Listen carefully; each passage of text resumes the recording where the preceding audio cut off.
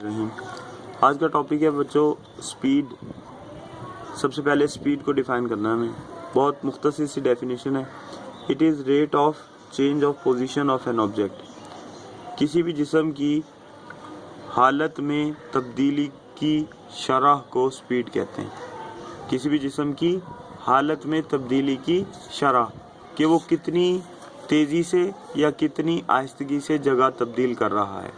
किसी भी जिस्म की अपनी जगह तब्दील करने की जो शरह है उसे हम क्या कहते हैं? स्पीड कहते हैं। There are many ways to determine speed of an object.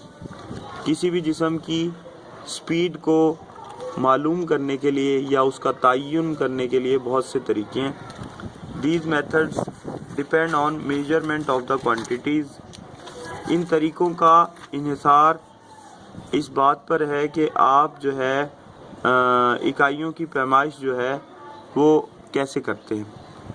Number 1 the distance travelled. दो चीज़ें हैं जिनका आपस में ताल्लुक़ है, एक डिस्टेंस का और दूसरे टाइम का।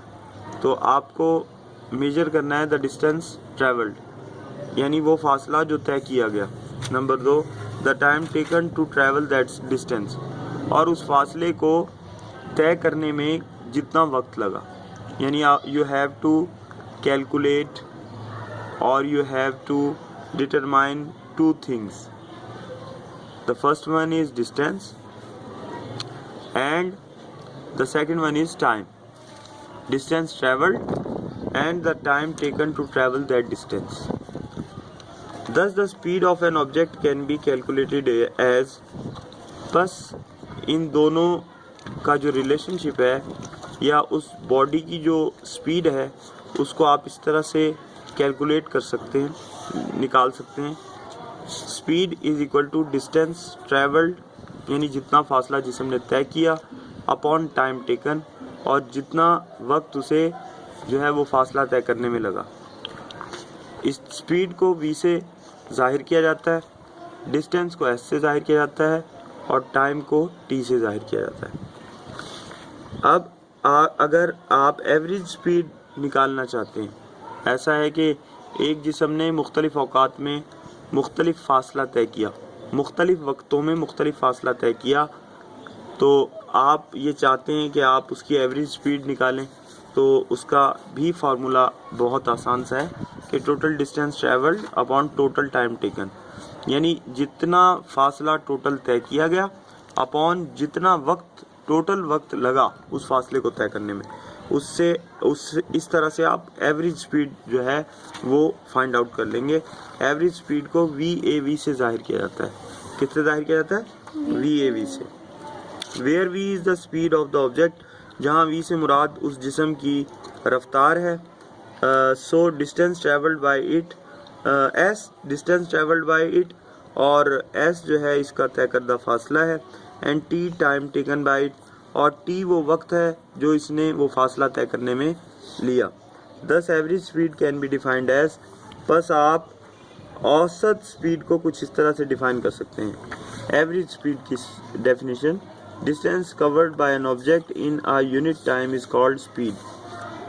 फासला, किसी भी जिस्म का तय करदा फासला, इकाई वक्त में तय करदा फासला, किसी भी जिस्म का इकाई वक्त में तय करदा फासला वो इसकी स्पीड कहलाता है, एवरेज स्पीड कहलाता है। आपको बात समझ में आ गई? आगे चलते हैं। Next, that is uniform speed, यकसां रफ्तार, इसको कहेंगे यकसां रफ्तार। An object covers an equal distance in equal interval of time, its speed is known as uniform speed. वो कहता है अगर कोई भी जिस्म वक्त के बराबर वक्फों में बराबर फासला तय करे तो उसकी स्पीड को यूनिफॉर्म स्पीड कहेंगे। यानी जैसे पहले घंटे में एक बॉडी जो है वो 50 किलोमीटर्स कवर करती है, अगले घंटे में भी वो 50 किलोमीटर ही कवर करती है, उससे अगले घंटे में भी वो 50 किलोमीटर ही कवर करती है। तो यानी हर घंटे में वो 50 किलोमीटर कवर कर रही है। इसका मतलब ये है कि उसकी जो स्पीड है वो यूनिफॉर्म स्पीड है। कौन सी स्पीड है? यूनिफॉर्म स्पीड है, यानी वो यकसां रफ्तार से हरकत कर रही है। समझ आ गई बात? जबकि एवरेज निकालने का तरीका क्या है कि total distance covered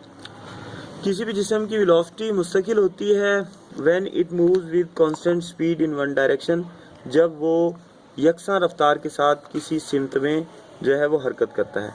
the velocity of object does not remain constant when it changes direction without changing its speed. वो कहता है किसी भी जिस्म की वेलोसिटी उस वक्त मुस्तकिल नहीं रहती जब ये अपनी रफ्तार की तब्दीली के साथ साथ अपनी सिमत भी तब्दील कर रहा हो, और it changes speed with no change in direction.